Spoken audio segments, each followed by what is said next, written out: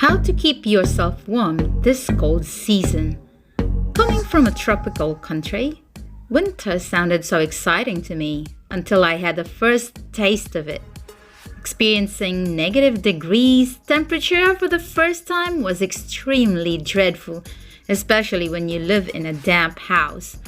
I remember I was sitting about 1 meter away from a blazing fireplace to keep myself warm. I felt my face getting toasted, but my back was still freezing. How I wish I was back home in the Philippines at that time. Living in Topo in winter time was really hard for me, much more to Filipino dairy farmers who would wake up around 3 a.m. and walk in a frosty paddock to ready the herd for milking. My husband was, and he hated it so much. But over time, we've learned to prepare for winter. And here are the things we consider. Number 1. Use appropriate clothing for the season. Some people wear 3 to 4 layers of clothing. Others probably wear more.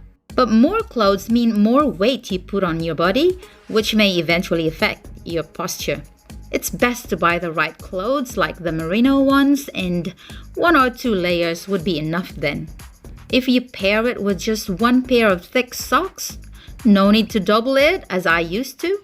1 thick jacket, a woolly scarf, and a beanie, you'll be good to go.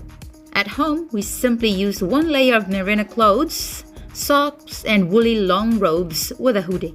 My girl loves her onesies. She said it's cozy. Number 2.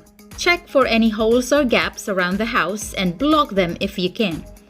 Remember to ask permission from your landlord if you plan to make alterations to the house you are just renting.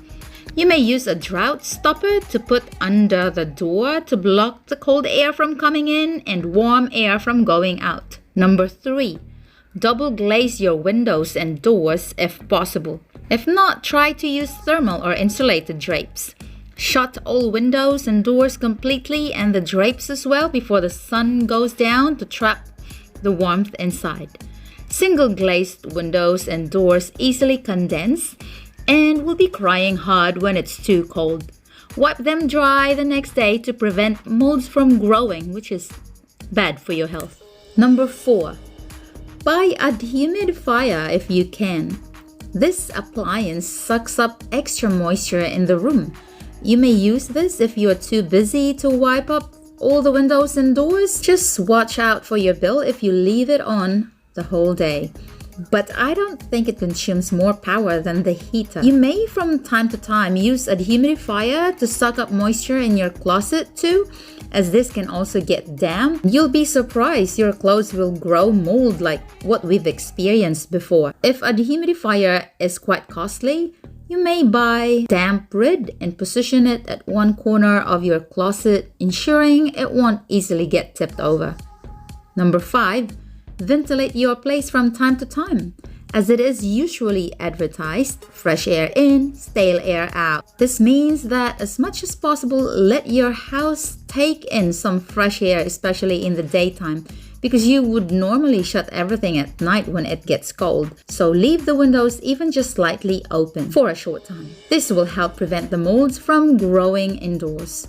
It's also ideal to have an extractor fan in your kitchen and bathroom vented to the outside. This should be turned on when you're taking a bath or cooking,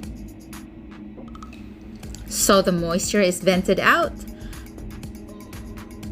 Other homes have installed smart home ventilation systems which are more convenient. Just leave it on and your house is always healthy and dry no matter how low the temperature is outside. We have rented a house before with no extractor fan in the bathroom. We simply open the window for a few minutes after taking a shower. Number 6. Insulate your ceiling and underfloor for a healthier home. If you're renting, your landlord should comply with this healthy home standard. If you're a homeowner, check out if you are eligible for insulation as well as a heating system grant. Number 7. Have a heating system that works well for you. Some have a fireplace. We used to have one in our free accommodation on the farm. We collected firewood in the summer and dried them in the sun before storing it for winter use. Others are using a heat pump. The house we rented in Mangere didn't have a fireplace and no heat pump too. Luckily, we had an oil heater. It takes longer to heat up and cool down compared to a fan heater. We only had one oil heater and we stationed it in the lounge, turned it on if we couldn't bear the low temperature anymore, and we all snuggled in together on the couch while watching TV. We just turned it off before going to bed to control our power consumption. Number 8. Keep the toilet and bathroom doors shut to keep the moisture in there. Then your hallways and rooms will be kept as warm as possible.